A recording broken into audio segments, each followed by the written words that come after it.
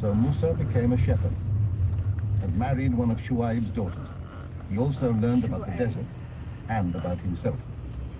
He still argued against unfairness and injustice whenever he found it, but he no longer lost his temper. The longer he spent in the desert, the clearer his thinking became, and the deeper his understanding of the one true God.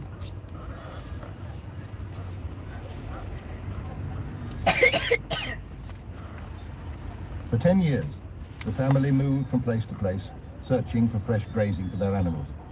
When food for the flock ran out, they packed up camp and moved on in search of more.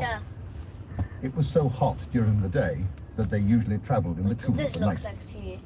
One very cold, clear night, when the rocky way ahead was lit by a frosty, pale moon, Musa saw a fire in the distance. "Wait here," he said to his shivering family. "The people who started that fire may be able to tell us where to find more grazing land. If not, they might at least be able to spare a branch from their fire to help keep us warm during the night."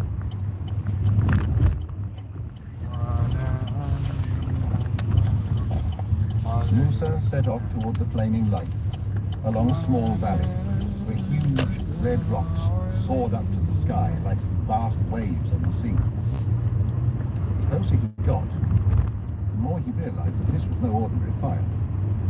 The intense light seemed to come from a bush, which glowed but did not burn.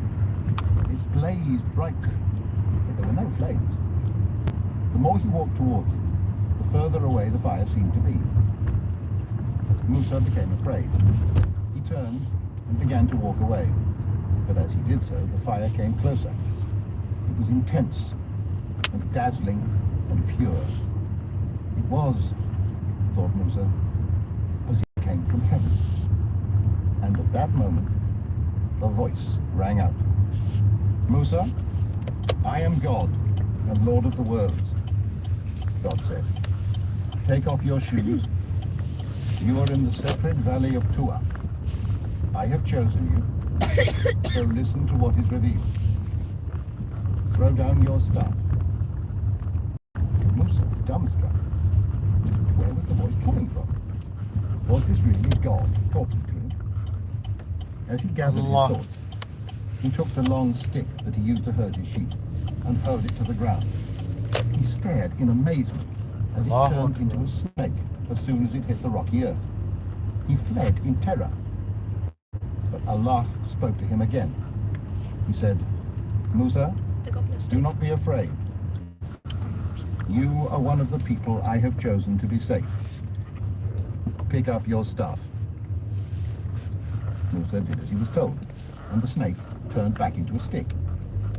He listened open-mouthed in amazement as the voice said, "Put your hand inside your cloak. When you take it out again, it will glow white." Musa stared at his hand. Not which what was usually profits tanned and does it weathered by glowing? years of working in the sun. Huh? Light shone from it.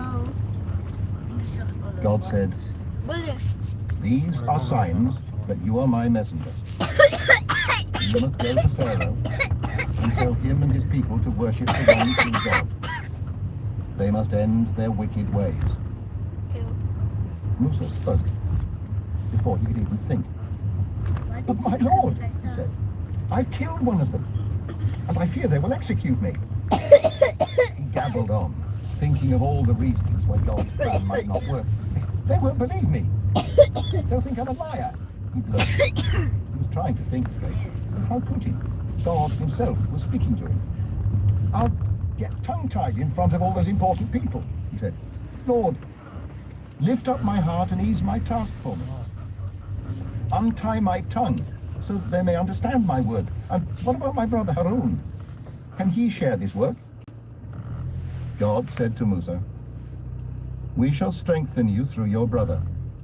We shall give you both power so that Pharaoh and his people cannot touch you. You will triumph. We shall be with you, listening. You must say to them, 'We bring a message from the Lord of the worlds. Let the children of Israel leave with us.'"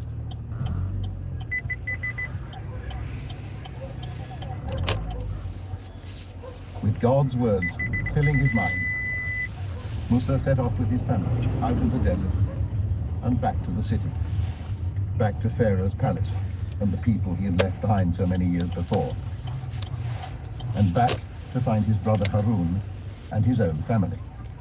His job seemed almost impossible. To tell Pharaoh, the most powerful man in Egypt, and all his subjects to change their whole way of life.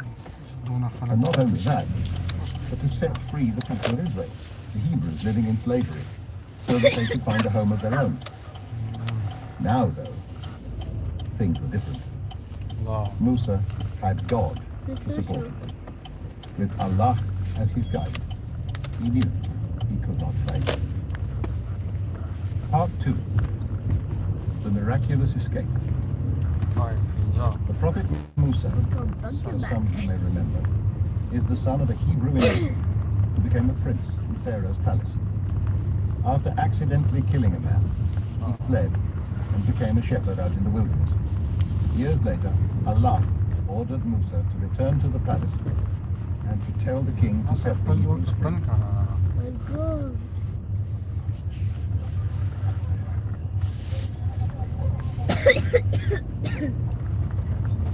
Many years after fleeing his early life in the royal palace of the Nile, the prophet Musa at last returned to fulfill his destiny as a man of God. After many long journeys with his new family, roaming the deserts with their flocks of sheep and goats, Musa was back in the land of his birth. He shook the dust of the desert from his cloak and looked up at the great walls of the place that had once been his home. Nothing much had changed, but everything felt different. He was no longer a hot-headed young prince, but a strong, wise man with a powerful message from God for the people of Egypt and their ruler, the Pharaoh. At first, guys, the palace guards thought this man in his dusty cloak was just another shepherd who got lost in the big city. But when they realized who he really was, Prince Musa, they greeted him respectfully and escorted him inside. The door